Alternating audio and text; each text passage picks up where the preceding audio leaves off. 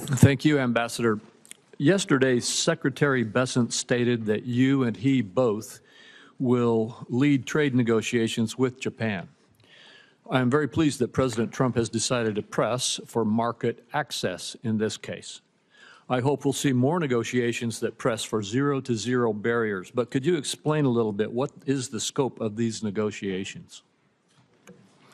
Certainly. Thank you, Chairman.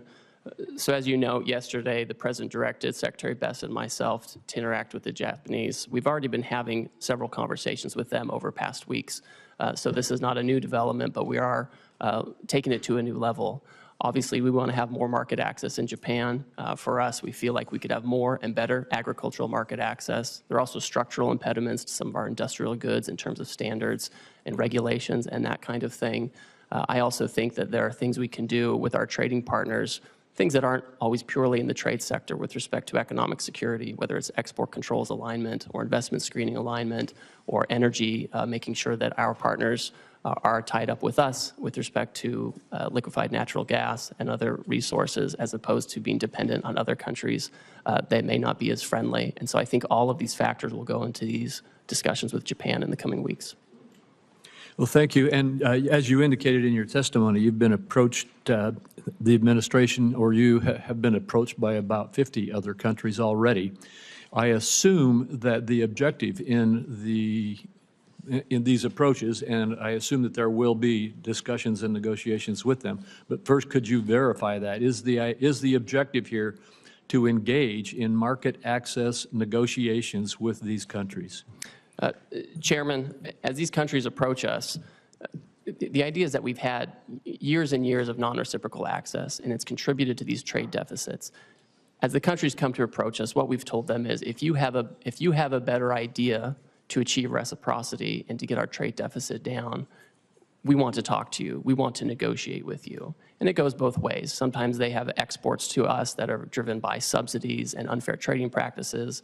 And then obviously they have non-reciprocal treatment on their end where they block our exports, sometimes through prohibitive tariffs, quotas that are not administered in the appropriate way, or other unfair trading practices. So these are the kinds of things that should be targeted. And I don't want to prejudge the negotiations, but if they're able to provide an alternative plan that can further these objectives, I think we're open to that.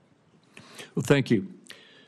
The America First Trade Policy Memorandum rightly tasked the USTR to review China's compliance with the Phase 1 agreement. Under the agreement, China is obligated to purchase more U.S. goods and change basic practices and laws, the so-called structural commitments. The prior administration refused to discuss whether China complied with its structural commitments. And by the way, these were commitments made in response to tariffs in President Trump's first presidency, correct? That's right. What is your analysis of China's compliance with the structural commitments that it made in Phase 1 so far?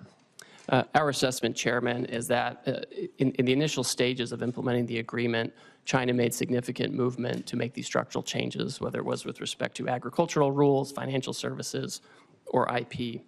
We found during the Biden administration there was little enforcement and little communication, and that the Chinese did not comply with this agreement in large part.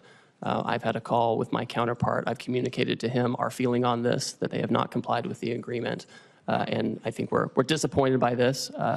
It's not surprising, but we are certainly disappointed by that. And now you're engaged to, again, see if we can get compliance. We will see, right? The Chinese obviously have agency in this. It's not just a matter of U.S. policy. We, of course, welcome and we hope that foreign countries will change their practices to make sure that they're fair, and we look forward to continuing to monitor that situation. Thank you. The administration has announced it's negotiating an agreement also with India, and it appears already to be yielding results, such as India dropping its digital services tax. Although India has high tariffs, its non-tariff barriers are just as significant, if not more so.